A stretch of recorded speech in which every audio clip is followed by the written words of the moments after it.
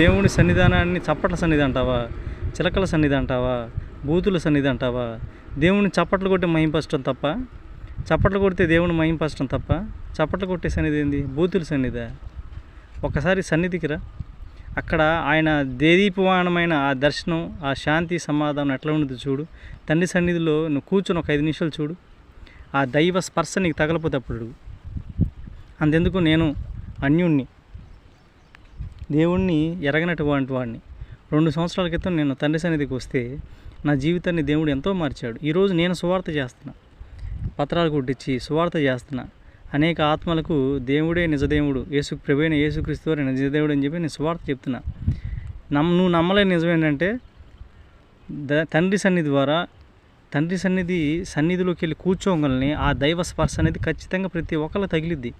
ఈ రోజుల్లో తండ్రి సన్నిధిలో 50 నుంచి 60 వేల మంది సంఘం ఉందంటే వీళ్ళందరూ మనుషులు ఒత్తిడి చేయడం వల్ల సంఘానికి వచ్చిన వల్ల, లేకపోతే దైవ స్పర్శ తగిలి వచ్చిన వల్ల? ఈరోజు నేను చెప్తున్నాను, తండ్రి సన్నిధిలో దేవుని స్పర్శ ఉంది, దేవుని దర్శనం ఉంది. దేవుడు అక్కడ తండ్రి సన్నిధిలోకి వెళ్ళి నేను కూర్చున్న వెంటనే నాకు దేవుడు 2.5 సంవత్సరం నేను తండ్రి సన్నిధి యొక్క విశ్వాసిగా ఉంటున్నాను. తండ్రి సన్నిధి ద్వారా దేవుడు నాకు ఇచ్చిన 2000 పాటలు, 2000 పాటలు నాకు దేవుడు రాపించాడు నా చేత. నీకు ఇంకా డౌట్గా ఉంటే, నీకు ఇంకా నమ్మకం లేకపోతే క్రీస్తు గీతాలు చిలకలూరుపేట అని చెప్పి ఛానల్ ఓపెన్ చేశా. దాంట్లో ఒక 400 పాటలు పెట్టా. ఇంకా 1800 పాటలు పెండింగ్లో ఉన్నాయి నేను పాడాల్సినవి. దేవుడు ఇస్తూనే ఉన్నాడు, రోజుకి 5-10 పాటలు ఇస్తూ ఉన్నాడు.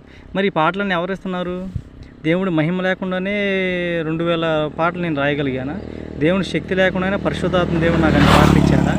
దేవుని స్పర్శ లేకుండానే అన్ని వేల మంది రక్షింపబడుతున్నారా? ఎందుకు నువ్వు దేవుని సన్నిధానాన్ని చప్పట్ల సన్నిధి, చిలకల సన్నిధి అని చెప్పి అంటావు? ఒకప్పుడు ఆ పేరు ఉన్న ఆ పట్టణాన్ని తీసేసి ఆత్మీయ పట్టణంగా పేరు మార్చాడు. ఈ రోజులో చిలకలూరుపేట అని చెప్పు, తండ్రి సన్నిధా, నువ్వు తండ్రి సన్నిధి సంబంధించిన వాడు అని చెప్పినాడు. నువ్వు తెలుగు రాష్ట్రాలు ఎక్కడికైనా వెళ్ళు, అవుట్ ఆఫ్ స్టేట్ అయినా వెళ్ళు, తండ్రి సన్నిధి అంటే అంత గొప్ప పేరు ఉంది. తండ్రి సన్నిధిని ఎందుకు డిఫేమ్ చేద్దామని చూస్తున్నారు?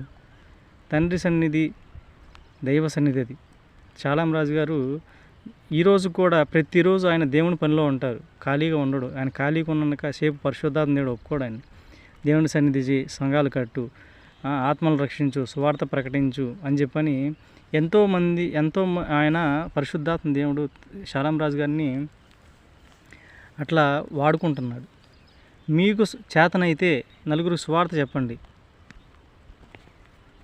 మీకు చేతనైతే నలుగురు సువార్త చెప్పండి, ఆత్మలను రక్షించండి, నశించిపోతున్నవాన్ని రక్షించండి. అట్లా చేయండి. కానీ దేవుని సన్నిధానాన్ని, దైవ సేవకులని దూషించొద్దు. తండ్రి సన్నిధిని మాత్రం దయచేసి దూషించొద్దు, ఎగతాళిగా మాట్లాడొద్దు. మీకే దెబ్బ తగిలితుంది. Praise the lord. ఇట్లు మీ యెహోవా దూత గాబ్రియేల్.